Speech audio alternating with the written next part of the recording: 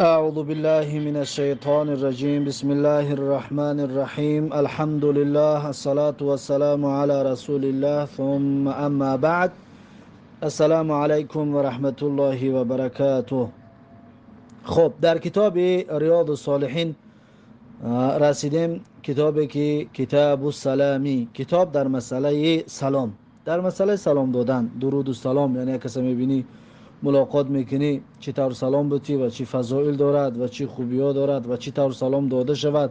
خلاصه در این باره این کتاب گفتگو میکند. باز چند درس دیگه انشاءالله در مسئله سلام درس و صحبت خواهیم کرد. خب امام نووی رحمه الله میگه کتاب السلامی، کتاب در مسئله سلام. اولین بابی که در این کتاب میارد میگه باب فضل السلامی والامر بافشائه، یعنی باب در مسئله فضیلت سلام دادن. سلام دادن چی فضیلت دارد، چی ثواب و اجر دارد. والامر بافشائه، باب همچنین درباره امر کردن با افشا کردن سلام، یعنی که آشکار کردن و ترویج دادن و پهن کردن سلام، که سلام در بین مردم پهن کنیم. این هم چی ثواب، چی اجر دارد و چی فضیلت دارد. خب این باب در همین دو مسئله صحبت میکند. اولا امام نووی رحمه الله در زیر این باب چند آیت میارد و بعد میگذره در قسم حدیثا.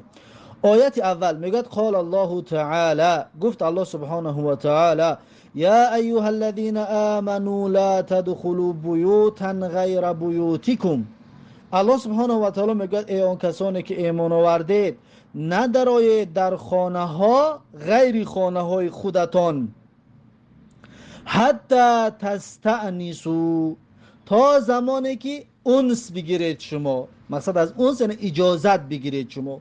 یعنی خانه یک از در آمدن شدی اول اجازت بپرس، این یکم. و تسلموا علی اهلها، دویم سلام بدهید بر اهل اون خاندان. یکم اجازت میپرسی، وقتی اجازت که پرسیدی اجازت در آمدن داد بعد سلام میدی. این هست آداب قرآنی، آداب دینی که برای ما این آداب تقدیم کرده است. خب این یک آیت درباره اینه که ما باید اجازت پرسیم و همچنین سلام بدهیم. این سوره نور آیت 27. بعد از این وقال تعالی، دویم آیت رو میارد، میگه گفت الله سبحانه و تعالی فاذا دخلتم بیوتا، یعنی پس هنگامی که شما در آمدید در خانه های در آمدید، در جای های در آمدید، فسلموا علی انفسکم، پس شما سلام بتید بر نفسای خودتان. درباره انفسکم علما قول زیاد دارن درباره این آیت. میگه فسلموا علی انفسکم یعنی سلام بتید در نفسای خودتان، یعنی در یک خانه در آمدید اگر هیچ کس هم نباشد خودتان سلام بتید، یعنی سلام داده بعد در خانه بدروید اگر هیچ کس هم نباشد. بعض علما میگن فسلموا علی انفسکم یعنی علی بعضکم، یعنی که در آمده در یک خانه کسان دیگر که هسته اونها را شما سلام بتید، اونها را شما سلام بتید. در خانه در آمده همسرت است سلام بتید، در خانه در آمده فرزندات است سلام بتید، هر کسی که در اون خانه هست چی از کلان و میده سلام بتید.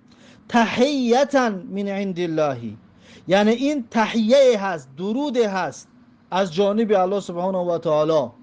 این سلام دادن تحیه می باشد که اجر پاداشش ثابت است در نزد الله سبحانه و تعالی.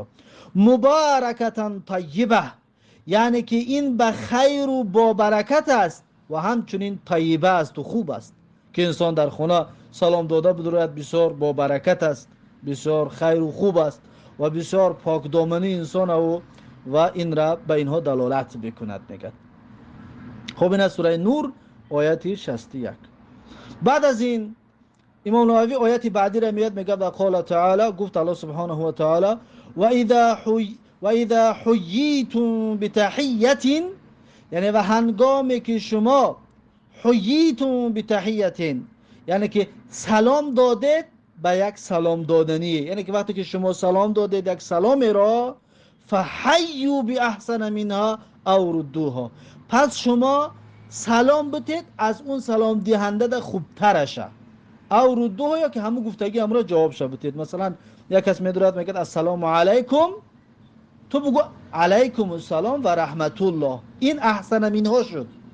یعنی او السلام علیکم گفت، تو علیکم السلام و رحمت الله زیادی همراهش کردی. یا او میگه السلام علیکم و رحمت الله، تو میگی و علیکم السلام و رحمت الله و برکاته زیادیش میکنی. یا میگه اوردوها، یا به مثل گفتگی همون سلام بتید. او گفت السلام علیکم و رحمت الله، تو بگو السلام علیکم و علیکم السلام و رحمت الله. یعنی چطوری که او گفتگی است تو هم به مثل همون بگو. این از سوره نساء آیه 86. اما زیادی گفتن بی احسن منها، یعنی از اون در خوبتر گفتن، یعنی کلمه را زیاد کردن در سلام، این افضل و خوبتر است. فقط زیاد چند قدر می شود؟ السلام علیکم و رحمت الله و برکاته. خلاص همین قدر است، از این دیگر زیاد نمی شود. و قال تعالی، آیتی بعدی را میارد، میگه الله سبحانه و تعالی گفت که هل اتاک حدیث ضیف ابراهیم المکرمین، یعنی آیا رسید به توی پیغمبر صلی الله علیه و سلم حدیث ابراهیم المکرمین، یعنی خبر مهمانان گرامی که خانه ابراهیم اومده بودن، مهمانان گرامی حضرت ابراهیم، خبرش به توی محمد صلی الله علیه و پیغمبر صلی الله علیه و سلم رسید. چیکار کردن؟ خبر اکنون در اون وقت مهمانا آمدن چیکار کردن؟ میگه اذ دخلوا علیه فقالوا سلاما، پس زمانی که همون مهمانا میگن آمدن نزد حضرت ابراهیم در آمدن، فقالوا سلاما، پس اونها سلام دادن، یعنی با سلام نزد حضرت ابراهیم در آمدن. قال سلام، ابراهیم علیه السلام همچنین اونها را سلام داد. یعنی این باب درباره سلام که هست، پس میگه مهمانا آمدند و سلام دادن، ابراهیم علیه السلام همچنین سلام اونها را جواب داد. خب این سوره ذاریات آیات 24 و 25. با همین آیات ها به آخر رسید. اکنون میگذرد در قسمی حدیث ها. حدیث یکم این باب، این کتاب سلام، اما حدیث 400 و حدیث 844 کتاب ریاض الصالحین میگه که وعن عبدالله ابن عمرو ابن العاص رضی الله عنهما ان رجلا سأل رسول الله صلی الله علیه و سلم، میگه از عبدالله ابن عمرو ابن عاص رضی الله عنهما روایت است، هر آینه مرد پرسید رسول الله صلی الله علیه و سلم را ای الاسلام خیرون، پیغمبر پرسید که کدام ویژگی ها و کدام عادت ها و کدام رفتارهای اسلام بهتر و خوبتر است؟ قال تطعم الطعام، پیغمبر گفت که این ویژگی های اسلام یا این خاصیت های اسلام که تطعم الطعام یعنی طعام دادن، تطعم یعنی اطعام بکنی طعام را، یعنی به دیگران شکم یکم کسا سیر کنی، یکم کسا کمک بکنی.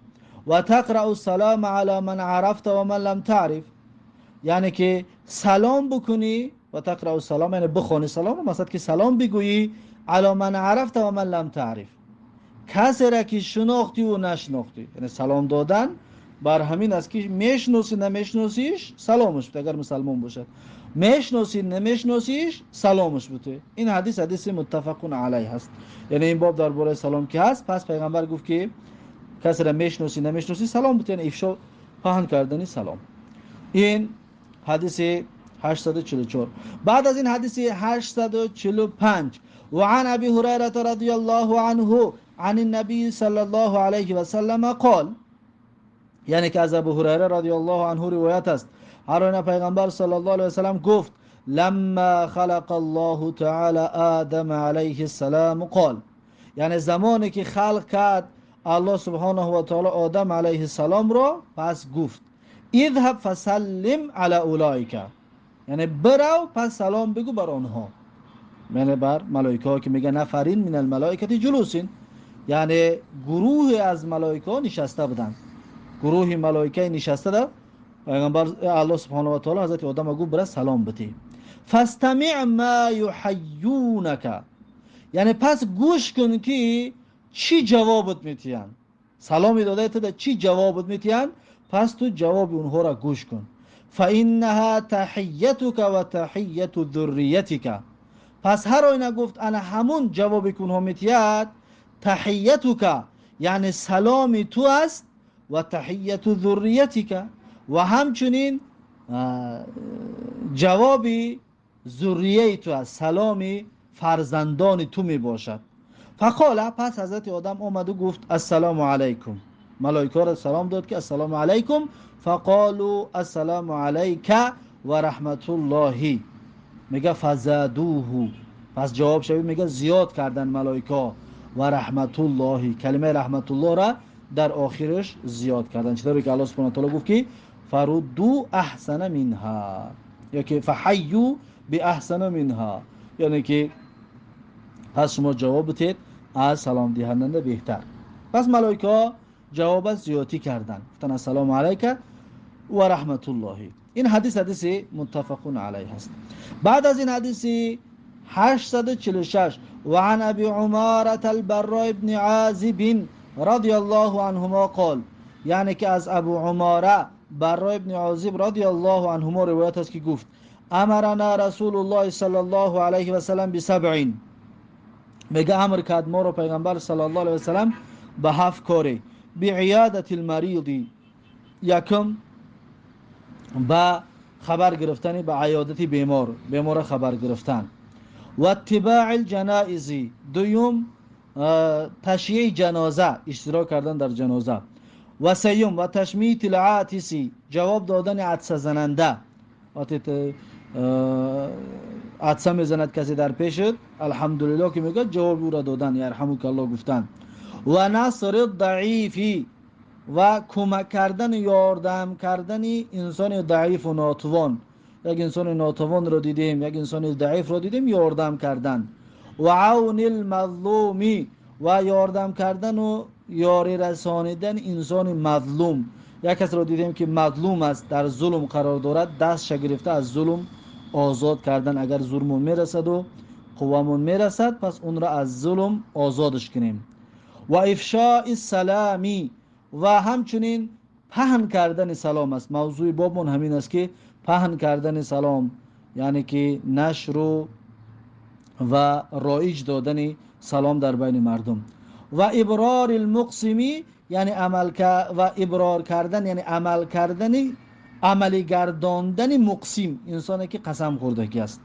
یعنی که یک انسان به یک کار قسم میخورد، پس اون میخواهد که ادا بکند قسم خورده اش رو، عملی ساختن همون، یا که همون انسان قسم خورنده قسم خوردگیش عملی بسازد، یعنی بر دروغ قسم نخورد.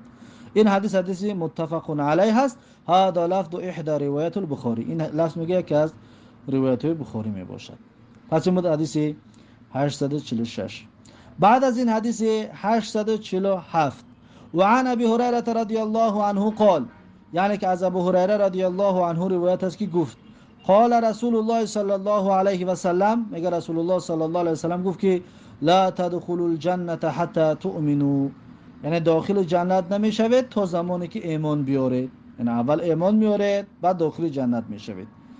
ولا تؤمنوا حتى تحابوا، و ایمان شما کامل نمیشود تا زمانی که شما با یکدیگر دوستی نکنید، محبت و دوستی با یکدیگر نکنید.